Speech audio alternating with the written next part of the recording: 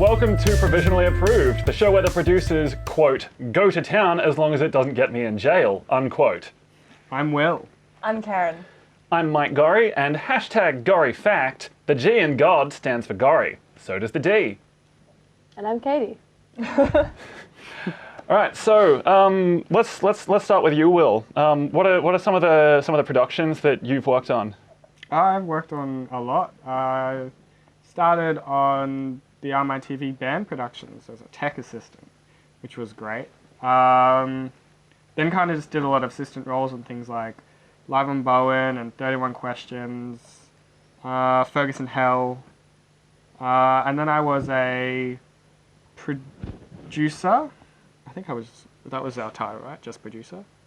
Yeah. Yeah, producer on Spines, as well as a production manager on the third season of Live and Bowen.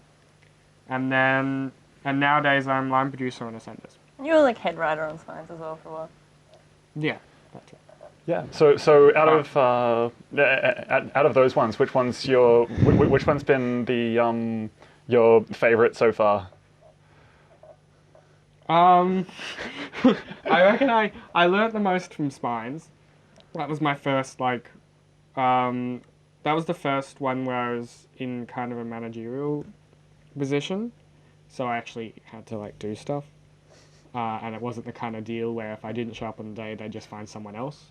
So I actually had to do stuff. Not that I didn't show up to things. But, I was mostly doing the roles where you could theoretically just not turn up, and then they just go, you can do this. But Spines was different, because all of a sudden it was like, if I didn't do this job, no one will do this job. And you know what I mean? I know what you mean, yeah. So Spines, I learnt the most from. It wasn't always the most enjoyable experience, but yeah, I'd probably say Spines was the most valuable. I probably enjoy the Ascenders more. Okay. What about you, Karen? What are some of the projects that you've been involved in? So at RMITV, I started off as an extra for Ferguson Hell. A friend of mine was working on the show, and she was like, Karen, we need extras. Do you want to help out? And so I was like, yeah, I'll be an extra. And at that point, I had wanted to join RMITV for like a year, but I was just too scared to, which is really silly because at RMITV you learn things. It's the place where you go if you don't have experience, but I didn't do that. So yeah, and then on Ferguson Hell, I ended up talking to a lot of the crew, and they were really encouraging, and I ended up joining RMITV and loving it. So soon after Ferguson Hell, I applied for Bowen, and then I was just camera on Bowen for a bit, and then I, what else? I did EVS and graphics on Bowen as well. I did 31 Questions. I was assistant production manager on 31 Questions. And now I'm writing on a web series called Sorry What, which is pretty fun. I produced Spines with Will. And also I'm on the board now as a general board member. And Will's on the board as well, your treasurer. Yeah, I realised that. Yeah. Nice. And so out of all those, which one's been your favorite project or favorite role so far? I don't know if I have a favorite role. Producing Spines, like Will said, I think I learnt the most doing that. It was a great experience. I met a lot of great people, I think, through that. And yeah, just learnt so much. It was fun to produce, but also really not fun at times. Live on Bowen's a great time as well. All the people, it's fun. RMITV is just so fun. Yeah, Live on Bowen's good fun. Every Friday night, people just really get into it. Yeah, probably those two shows. 31 Questions are good. I think they're all pretty good. Yeah. All right, cool. What about you, Katy? What projects have you been involved in? Both, in RMITV, out of RMITV? Well, the first show that I was involved in was The Ascenders. Don't know if you guys remember, but yeah, so that was the first thing that I did, and I was the AD, one of the ADs. And then I just did a couple of episodes. I did one episode of Melbourne Music Tonight that was just the pilot episode, and then I did the finale episode of Live from the Basement, both as DAs. Nice. Which one's been your favourite to work on so far? Well, it had to be the EastEnders because that was the only one that I worked on for like an extended period of time. Yeah. So I really kind of got to do, I don't know, and also I really like location shooting. I'm not as much of a live TV person, so yeah, so just kind of seeing how everything operates, that was probably the most kind of, yeah, it was fun. Yeah, cool. What about you, Gorrie? Oh, Yeah. me. Let's see. Started out on Live on Bowen, season 3 as a camera operator and editor, and then I got involved on Spines with you guys as an editor through that. I seem to remember. And He then forgets the editing process of Spines. yeah. Oh yeah. Yeah. Oh my goodness. Yeah. And then through that I sort of ended up getting heavily involved in the writing side of things, and then directing an episode and Of Spines. I think I was field producing for Bowen at the time, and then sort I of did marketing for Bowen as well. I forgot. Sorry. You go. and then and now I'm producing the Ascenders along with Will and Alex. And doing editing work for like a few paid gigs as a contractor. So that's just all editing and producing. Yeah. That fun stuff. Living the film and TV life. Living the dream. Sort of. So you guys talked before about how Spines was like a really good like sort of the biggest learning experience for you guys. Like how did all that start? How did it start? We Will and Georgia met at the RMITV band shoots, I think, and they became friends through that. And I became friends with Georgia through uni. We this was the year that we started our diploma together, Diploma of Screen and Media at RMIT. And then one day we all went for lunch because Georgia was like, "Oh, hey Karen, do you want to have lunch with me?" I was like, "Yeah, sure." And then she was like, "Oh, by the way, my friend Will's coming as well." And we all just had lunch. And then we were like, "Hey, do you want to make a show together?" We're like, "Yeah, why not?" That's like that day, yeah. first I met Will. That escalated quickly. So that was pretty much it. And then, so that would have been... We were all really into TV, I think. Yeah. And Will had an idea for a show. And I had an idea thought it sounded because great. we thought we wanted to, because Georgia and I had said we wanted to make a show. We thought, what are some ideas? Because we knew we had the resources to make a show. So you and Georgia had planned this a bit before. Yeah, a little bit. Like we didn't. I didn't know this. we didn't come up with a story for it until we decided we wanted to make a show. Was this why you invited me to lunch? I think Georgia had wanted another producer. We both wanted another producer. I'd never met you. I didn't know this. I thought I was part of the original process. Like I thought I was. Well, no, you definitely helped. We knew that we couldn't do a story that was overly complicated or had like big explosions or shit or like overly complex situations. So we had to go for one that was pretty standard and mostly like diegetic and stuff. So okay. And so that was pretty much the extent of, we knew, hey, let's do like a murder mystery. And then you came along and we actually fleshed out the idea. So like we didn't really have specific characters. This whole or time anything. I was thinking it was partly my idea. It was partly you guys had your the idea. Of it. Okay. No, we just knew something along the lines of a murder mystery. I don't even think we'd set ourselves on anything in particular. Like it was when we used to have those meetings with Rihanna and stuff that we actually got a story, remember? Oh yeah. And you were always there for that. So we didn't have Rihanna is someone who's been with RMITV for a while. And well, I don't know if Ferguson she's Hell. really She was volunteering Ferguson for Hell. RMITV anymore. But so she did Ferguson Hell, and she was just she helped guide us through the process a lot because she had worked on other stuff. Yeah. But yeah, I remember I was working on a show for Sin, and we had the launch party for that show. It was called The Cut, and I invited Will and Georgia and a few other people to the launch party, and then we just ended up turning it into this huge production meeting for Spines, our new show.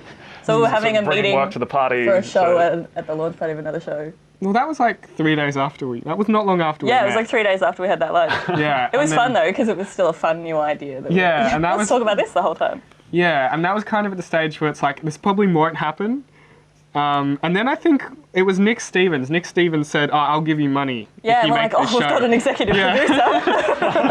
And Nick Stevens was just like, I don't even know was why tech he manager said at the that. time, I think. Yeah, Yeah. he was at RMITV, and then he was just like, He just wanted to throw his money around. yeah, and It was only like $50 at first. yeah, it was only like $50 He in put total. a deposit down. It was Oh, like, right. it was like I will give you. Oh, no, but then later on he pitched in more. We all pitched in more Yeah, later of yeah. our own money. Originally, he was like, "I'll give you $100 if you actually like make this." No, it was $100 if you can give us a script.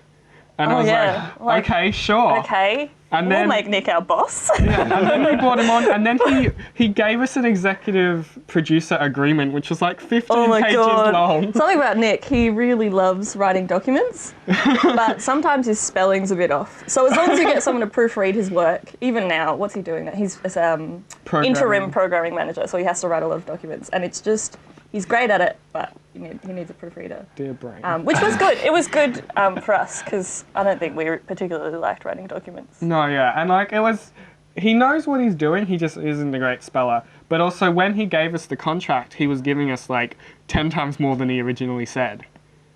Remember? Was like he? we didn't find out how much he was actually giving us until he handed us this 15-page contract, which like specified Oh, what and it took us so long to read. We're like, I oh, I'll know. read it tomorrow. I'll read it. we never signed it. I think we wrote a new one in the end. And it went so far as to include like what like genus of fruit we were going to be giving the Oh my actors. god, fruit baskets. Yeah, and it had the genus of the fruit. It didn't say we'll be giving them apples and pears. It said like Ugh. the botanical genus of the fruit. Anyway. He was just having fun with it. I feel like, yeah, it's good to keep things simple. I think, Yeah. generally. And then so we wrote this first script and it was not good. And then I think towards the end of 2012, I think it was Pam, who used to be the general manager at RMITV, was like, "Did you know that you could go for a grant and get like, you know, Ferguson Hell did it and they got like $5,000 to Yeah, make this their grant second from season." the CBF Community Broadcasting Foundation. Yeah, and they were like, "Oh, but you'll need to hand in a Grant application. a grant application and a pilot at the start of February, I think it was." Yeah, that sounds right. And we Yeah. were like at the start of January at this stage. Yeah. Not January, at the start of December at this stage. But then, And we were about to hit like the Christmas holidays. We all had plans separately to go away for a yeah, specific just have a amount break of from time. Spines for a bit and then come back for the new year. And we realized that we had about, I think it came down to like 4 weeks, in like 4 weeks of time that we could produce in, Yeah. because there was 2 or 3 weeks that were just dead in that time. And so we realized we had to cast, finalize the script, location scout, Get our crew, get our crew call and selection. equipment. We were lucky that we were filming during school holidays because we could get equipment from RMIT. Yeah, and we could just use the edit suites because there was no one in there. Yeah, and so we went through 3 rounds of casting. Yeah. Oh my Yeah. god, we did so much. Yeah. Because we didn't want to we were looking at the we had so many we had like five cast members, No, we had more than that. We had 5 main ones, and then like a few other ones. Anyway, we had 6. heaps. We had 6. All right, 6, and like we had to cast them all, and because we were just starting out, we didn't want to dismiss anyone who answered our crew call. We had like a huge argument about it at one point. We in the let office as every well. single person who... Well, almost every single person. I think there were probably like 2 or 3 that we didn't let through, Yeah, maybe. just from reading their application. But But we had people who just couldn't speak English, which is fine. which we didn't but- realise from their application. Well, we should have, because they could, but it was often their very applications were like not, like it just didn't make sense. And because we were new to the casting process, we were we would just, if we knew they weren't right for the role, we would just let them complete their audition anyway. We'd keep Yeah. them there for another 5 minutes, instead of just saying, okay, you can leave And now. I every still don't really audition- know how you would say that. I guess you would just speed up the process. You would do everything that you were intending to do, but a lot shorter, in a lot shorter period of time. And every audition went for like half an hour. We were so behind by the end of the days. Yes. But somehow, in the end, we were shooting for what, like 1 or 2 weeks? How many? We filmed for 11 days. 11 days, and then we edited it in like a week. It was less than that. When we started... It's like 5 days. No, when we said action for the first time Or maybe it was just... No, I Do you think it remember, was... Gorrie? I do remember. We know- No, we started editing. Like I remember we were making a start on it basically as soon as the first day of shooting was ready to go. But it was sort of a really slow start for that first week, and we didn't really know what we were doing. So the real work sort of started about a week before it was due to screen. Right. Because I think it was either 11 days or 14 days after we said action for the first time that we actually screened it publicly. Right. Yep. And I think the last about third of that was just editing, and it was like we pretty much spent that it was like 5 I spent days. all in the of my edit life suite. in the edit suite, Yeah. except for when I went home to sleep. And Yeah. I hardly ate as well. It was so unhealthy. And one night we slept there. Well, that's legal, but we did it. They have beanbags there. They shouldn't put Yeah. beanbags in there. People are just going to sleep in there. But yeah, that was that week that I was literally like I was working at 8 o'clock every morning. So I was literally going yeah. straight from a 4-hour shift in the morning to editing all day, getting home at about 1, maybe getting to sleep at 2, being up again at 6:30. Yeah. For that whole straight I'm so week. sorry, Gorrie. Thank you so And much. you know what's the best part that I realized?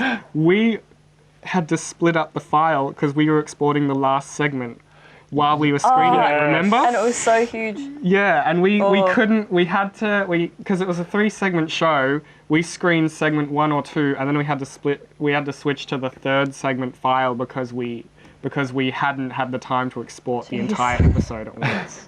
Okay, so this is sort of that first couple of months of Spine stuff, but like obviously like it didn't quite go through to actually finishing the season. I don't think there was ever another episode finished, was there? There was a whole lot of other stuff that was shot. I think they started like 3 episodes. Yeah. Yeah, so by the end of the show, Will was just head writer. Yeah. He wasn't producing anymore. It was just me and Georgia, and Nick was still EP. But I think, yeah, we had done some of episode 1, 2, and 3. Almost all of the scripts were written. Yeah, I think there was like 1 At or least, 2 more. yeah, at least Yeah. the first drafts. Yeah. Yeah. I remember we were still planning out that last sort of 2-parter. Of how many episodes did we have in total? We were going to do 7. Like 7. for when we first started, we said 8, but then we got rid of 1, and we were down to 7. Yeah. Yeah.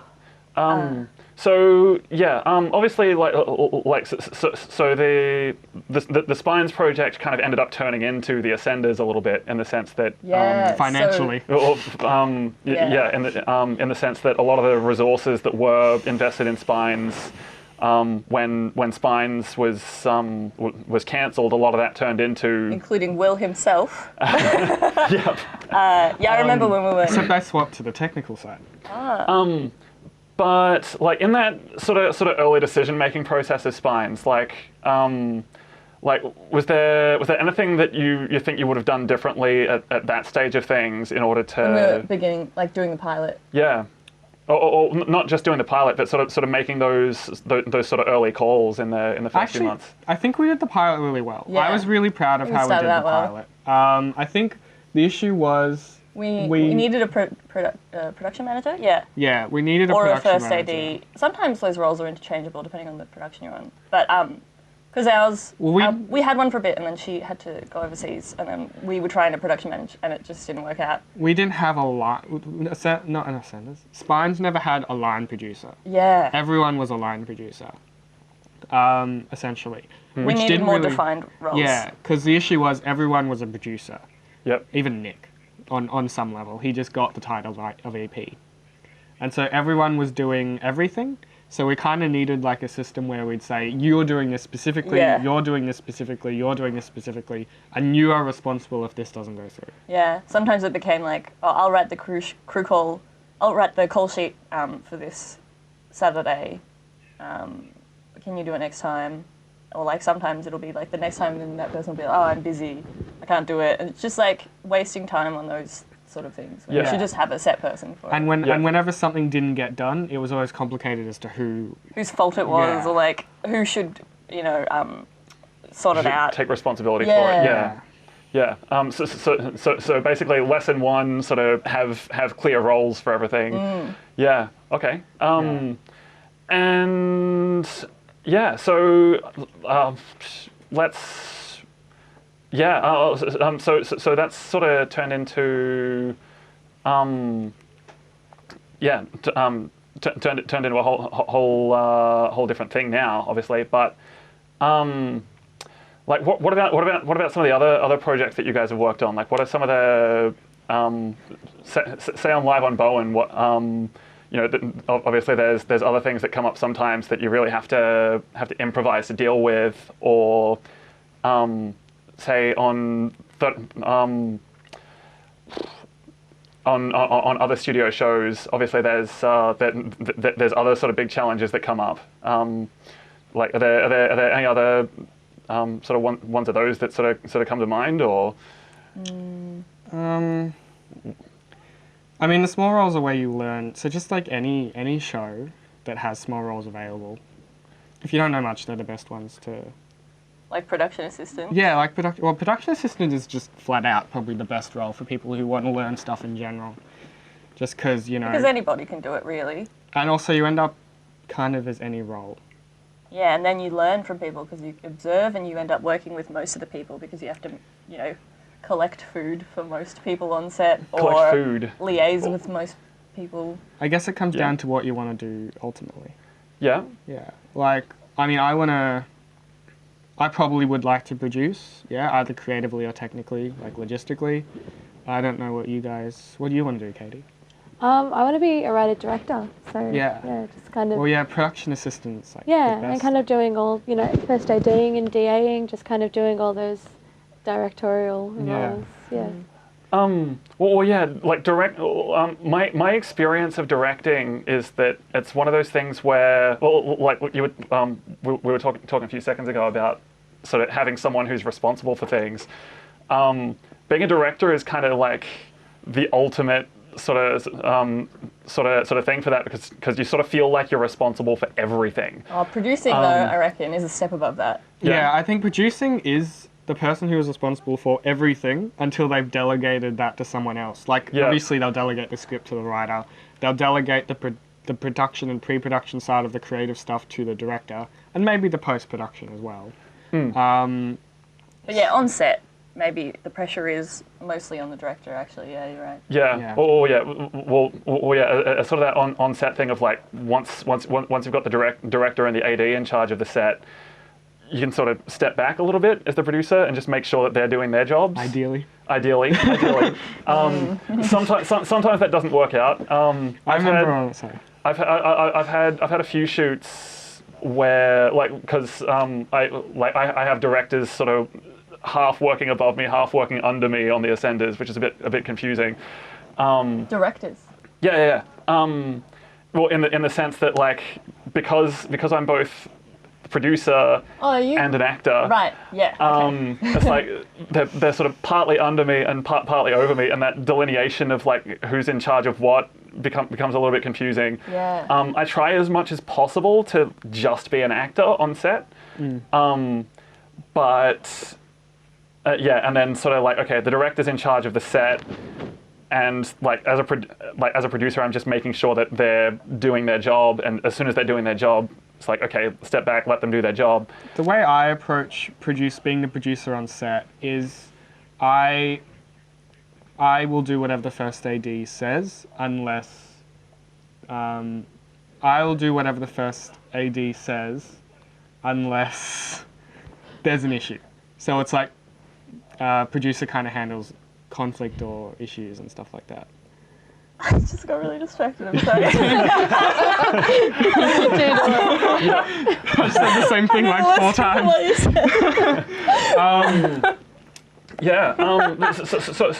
So writing and directing, you sort of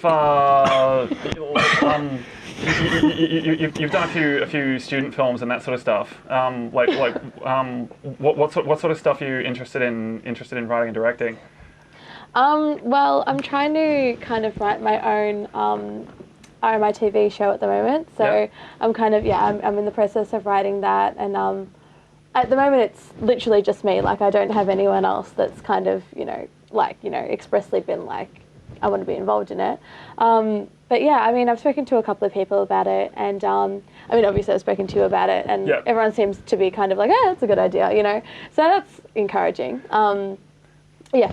Yeah. So there's probably more than a few things that you could probably pick up from some of the challenges that we've had in trying to produce our shows and stuff. Yeah. Definitely, yeah. Oh, And, so that was a location show, right? Yeah. Yeah. Yeah. Can we ask more about it, or is it secret? Oh no, of course you can. That's Okay. what you Tell want. us all about, like, how long is it? Is it a web series or a TV show? Or? I'm not sure if I want it to be a web series or a TV show yet. I mean, ideally, I would love to have it as a TV show. Just, it's kind of like, do you want an ebook or do you want to have like an actual, physical book? Like, Sure, and you can always put it online anyway. Exactly. I probably would. But yeah, it's probably like a 20-25 minute sitcom.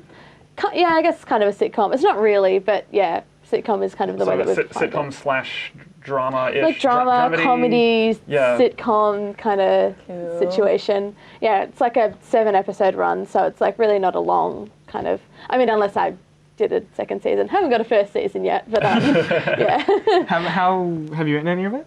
Yeah, I've written the pilot episode, which I'm pretty happy with. I've kind of started writing the second episode, which I know is ridiculous because like there's no reason for me to be it's a good writing the idea. second Not to, episode. though. Yeah, I mean, When we did our pilot, we had the whole structure of the show pretty much done. Yeah. absolutely. Yeah. Oh yeah, like I've got pretty much the whole season. Just Yeah. I haven't like written the script or anything. That's good. But yeah, like I kind of know, all the arcs and everything that I want to happen over the whole season. Yeah, so that in terms of that, that's kind of all organised. But I haven't gone through RMITV yet or anything yet. I haven't done anything yet. I think the show Ferguson Hell, which was kind of like one of the early dramas for RMITV. Like for people who don't know, it was about a guy who died and went to hell. And just his adventures in hell. Yeah. Yeah, okay, that makes sense. And I think the first season was written by one guy, and he'd written the whole thing by the time he made the pilot. Wow. Who was? Reese. Yes, Reese Reese Tate. Tate, yes. I forgot his last. I was going to say his last name, but what's his last name? The guy that Spines tried to kill. What? What? Oh, Yeah. Oh, there was that. You talking about what happened, like how he got injured on set? Or? Yeah, well, every yeah, production he- tries to kill at least one person. No, we didn't try to kill him. He was filling in. Well, actually, he was playing a character in our show for one episode, and Yep. he just He fell he was leaning through, against this like he fence thing. fell through a rail. There was basically. a rail on a bridge that he was holding, and then we didn't realise, but there was a screw loose on the rail. Yeah. And then he fell, and then he cut the back of his ear. Yeah. But he's okay now. And He didn't die. And that was I was directing at the time, so I felt really responsible for Yeah. that. Well, every production. I took a photo of it. Like they're the worst things that really happen on set. We recently Ascenders set fire to Building 80. What? Yeah, I heard Did you about not hear about that, Karen? Well, that was no. When? What time? A light caught fire, and we had the fire out within 20 seconds because we had a couple of people on set who had really good presence of mind. I was not one of them. Did the alarm go off? The alarm Yes. went off as we were putting it out. Oh no. So it was literally like the alarm goes off. We've got the fire out like in that much time. Did everybody evacuate the building? Yes. Yeah. Oh, They no. evacuated the whole. What's that, like 5 Yeah. times this year that RMITV has been evacuated by alarm? Probably. Happens all the time. Oh my gosh. Yeah. Yeah. But how often is it for I an don't know actual what Katy's fire? show's about. Thank you. Yeah. What do you want to know? What's it about? Give us a plot. Okay, I will. Well, it's called. Don't mind me. It's called Birds, and it's about these 6 like girlfriends who have just finished high. It's very much autobiographical in terms of like not necessarily the actual experiences that they kind of go through, but in terms of just like they're a group of 6 18-year-old girls who have just finished high school, and they're kind of trying to find their way in the world. That's why it's called Birds, because it's like birds is obviously slang for girls, and also yeah, they're like flying away. and they're flying away from the nest. There you go, you got it. Yeah, so that's just kind of what it's about, just their struggles and just life, I you know. like it. Nice. I'd Thank watch you. that. Oh, thank you. I I appreciate can it. relate. Yeah, you feel it. You get it.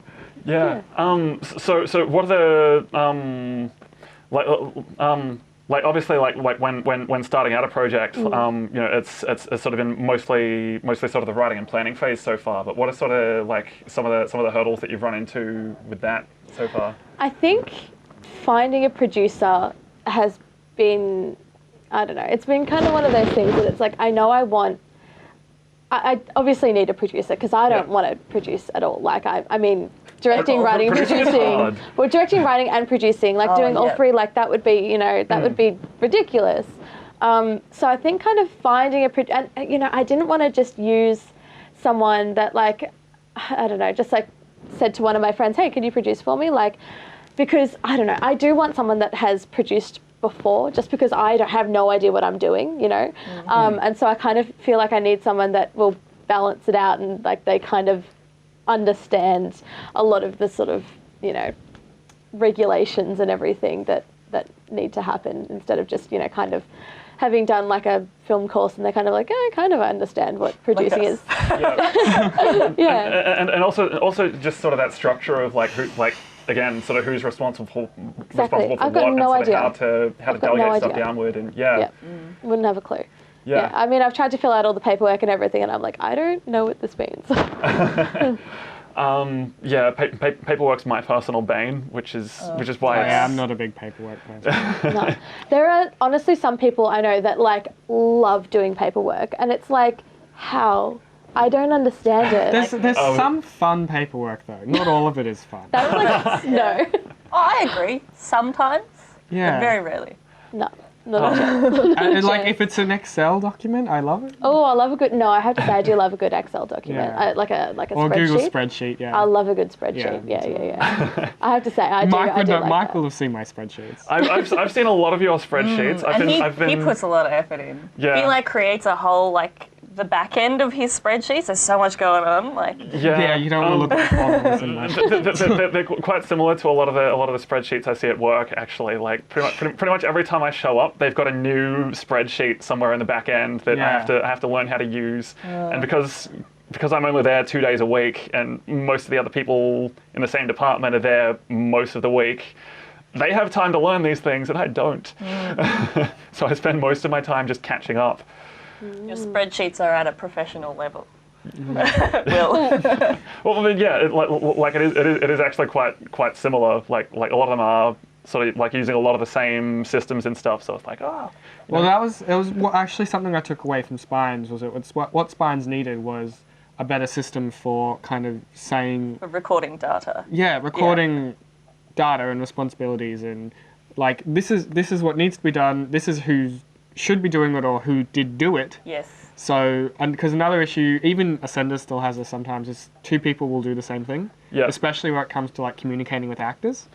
Yeah. And it'll get down to, you know, you'll send out the call sheet, then our production managers will call them up, and then one of the producers will call them up, and then someone will send them a Facebook message just to make sure that they're coming, and the actors will be like, yeah, I told you, or it'll be the same with like availabilities. With Spines, I remember we did delegate at least those roles. One person was a crew person, one of the producers, and then the other producer was like a cast person. So that was good. Yeah, because it's really, producing kind of comes down to how well you communicate and how well you pretty much keep track of things. Yep. Because if you can't keep track of things, you can't really produce, because you'll be doing things twice, or you'll not realize that things haven't been done. Yep. And if things aren't done, then the show doesn't get done. This is pretty much like the main reason that I try as much as possible to stay away from organizational roles, because those are massive weaknesses of mine. And it's sort of a thing of I'd way rather sort of delegate those things to somebody who actually, like, they don't necessarily have to like doing it, but somebody who actually feels comfortable doing those things. And so having that around is absolutely invaluable. Kind of like you said, trying to do the directing, writing, and producing stuff is just like it's like doing at least 2 full-time jobs. Oh, definitely. Well, I actually, one of the reasons I did step away from the producing role in Spines was because doing logistics and creative stuff at the same time was a lot. Yeah, it's a really tough mix. Yeah. I remember being on set, and I think one day we didn't have a production manager, And I was like I was directing that episode, and I was teaching all the crew, well, not all of them, but some of them were very new, and I had to like teach them how to use the sound equipment and like do other stuff. But then also I had to go off and direct the actors later, and it was just, I did my head in. I don't think I did a good job at any of the things I did that day because I just couldn't. Because it's just I've sort of actually too much. found, especially when it comes, No. especially when it comes down to RMITV productions, where you are supposed to be training people, and that's kind of at the center of everything that RMITV is. But it's easier, especially with location shoots, to be working with a smaller crew. With Spines, when we were filming the pilot, and probably for a few shoots after that, we had a crew of like 15. It was a big crew. It was huge, yeah. A big But I crew. did feel like we needed all of the people there. They all had jobs at least. Yeah. But then you could do, each person could do multiple roles, we realised after that. And the benefit of, I think what really helped the pilot was that we were working to, we had told everyone, we are screening this on this day. Yeah. If we don't get this done, shit's gonna fall apart. Yep. So we And had, your name will be on it. Yeah. And so we kind of had this massive drive, and I think actually I've never worked with a crew that kind of tight knit. Like even though Yeah, we it was went, great because we were friends with a lot of the people already as well. Yep. we went straight for like 8 days, completely volunteer, barely fed them, and they. Did we? Yeah. Well, I don't even remember what I think we we ate. we ate a lot of pasta and nachos. Nick loves making nachos. Fun fact. I'm talking about Nick a lot today, and I need to stop. But that was actually, that was probably one of my best experiences filming something, just making that pilot, even though, especially towards the last few days, like in Box Hill, we kind of turned Nick's bedroom into like the producer room, and we all just kind of hidden there and We were a slept. bit crazy, yeah. We were so tired. Also, nachos and pasta they're not a great food to eat, to feed your crew. You need vegetables. Yeah, something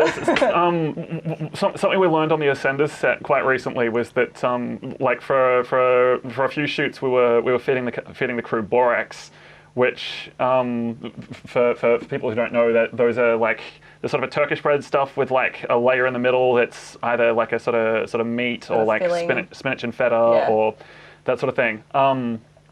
It's a lot of carbs, and carbs put people to sleep. Fruit is good Yeah. on set. Always Yeah, good. we've had wraps before. That was good. Yeah. That was good. But it's just sort of that thing of Do you like, remember? It's a good one.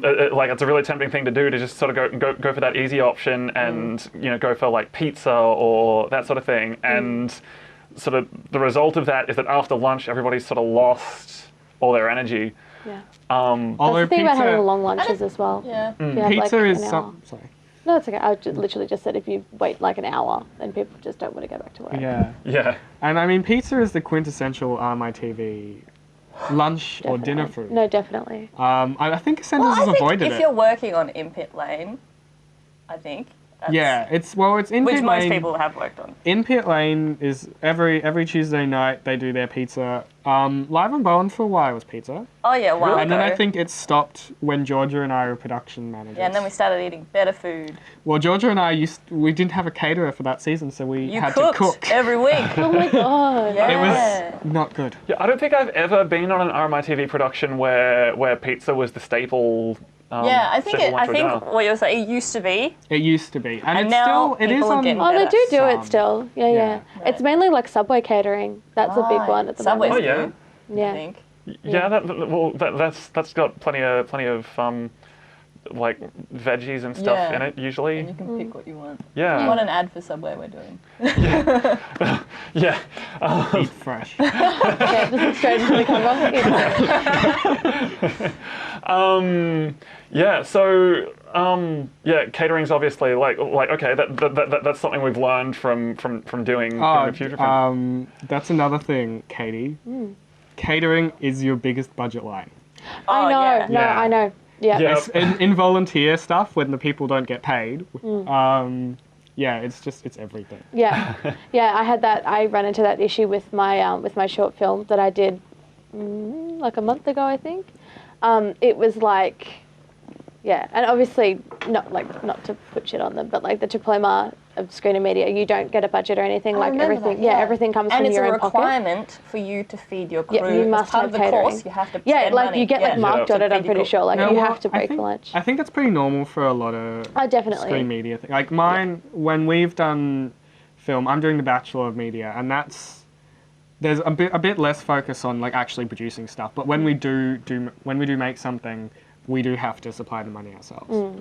Yeah. The only exception is if, like, I did a live production subject, which was an elective essentially, and that was paid for by the school because it was kind of like there was really only the whole class making one production. It wasn't all the little groups make their own. It was just one big one, and so that kind of got paid for. But when it was like short films and stuff, we always have to pay for it ourselves, and we always have to feed everyone. Yeah, I guess fair it's enough. preparing you for the real world. Yeah, no, Yeah. definitely. And so that's what kind of, I definitely was a real, I guess kind of, a learning curve, kind of realizing like how much money I had to put towards it. I think it was like for a 3-day, it was like a 2.5-day shoot, like $200 and something on food, like literally just on food. Yeah. Like, that's not including props or costumes And or anything. and that's why it's so tempting to make something like pasta. Because to get all those bags of pasta and like make some pasta sauce and stuff, it really does not cost much. It's more the effort of cooking it as well. Yeah, see, that's the sort of thing that I'm not interested in. Like, I don't want to have to cook everything. When you get a myself. caterer, you have a caterer for the Ascenders, don't Yes. you? That is a good idea. Well, sort of. We usually get Alex to do it, but he also does other stuff. Right. But it's good to have one person, and that's their job. Yeah. So on shoots where he's directing, because he's directing for episode 2. We don't get him to do catering for those shoots just because, directing and catering all at once is a bit. Tends to be a bit. But basically means like it's hard to do both properly. Yeah. But yeah, so for those, a couple of times it's ended up being me. We don't normally have, we don't really have someone organised for that stuff, which is all right because we've only got 2 more days of episode 2. But yeah, we usually it's usually Alex. But yeah, even just sort of having sort of a designated person who like that's sort of the one thing they need to organise. It's like, usually just bam, it usually gets done. Yeah, what about like with actors and such? Like there have been a few challenges on several productions with. Like you mentioned before, like even just sort of organising availabilities, one of the pitfalls is sort of on the producing end and the communication side of things.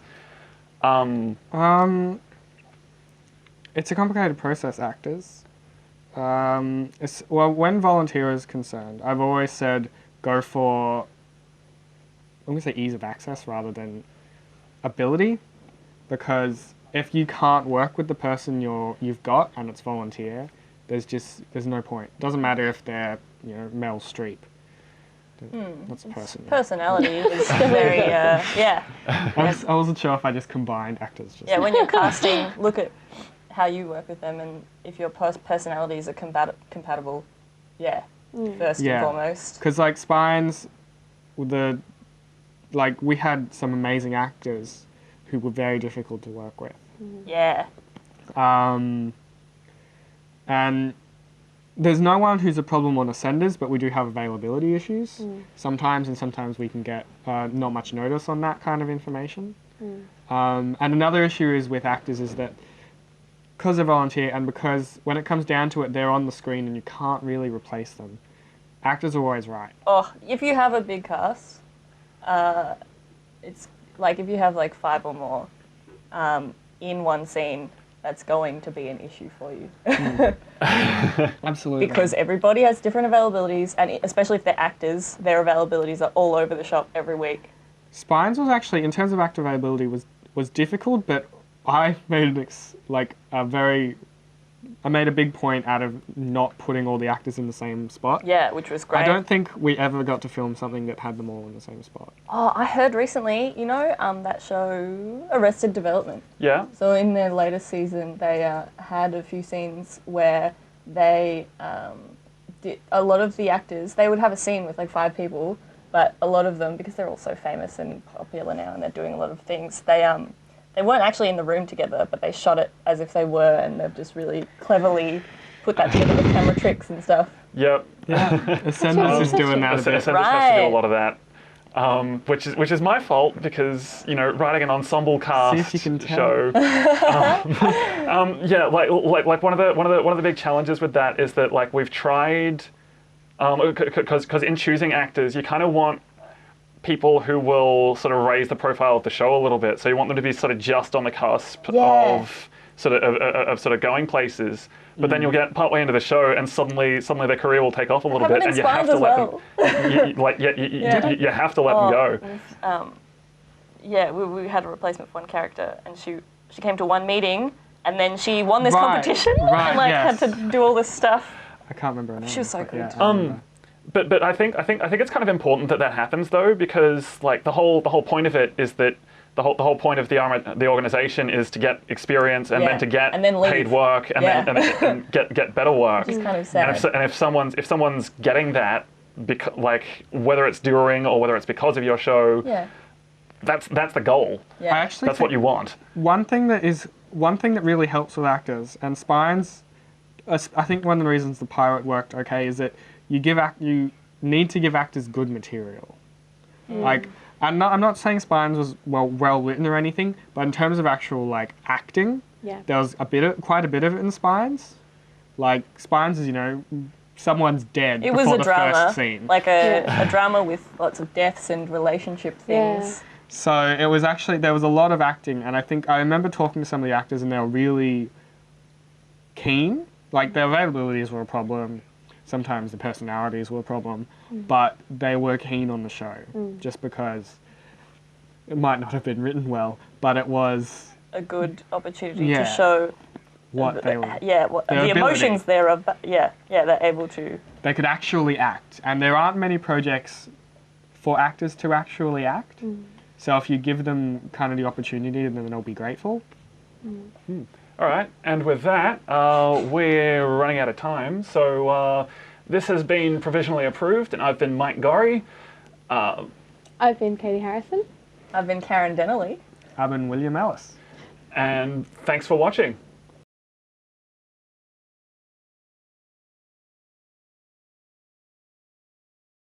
Hey, if you enjoyed what you just saw, check out more at youtube.com/RMITV. Or find out more at rmitv.org.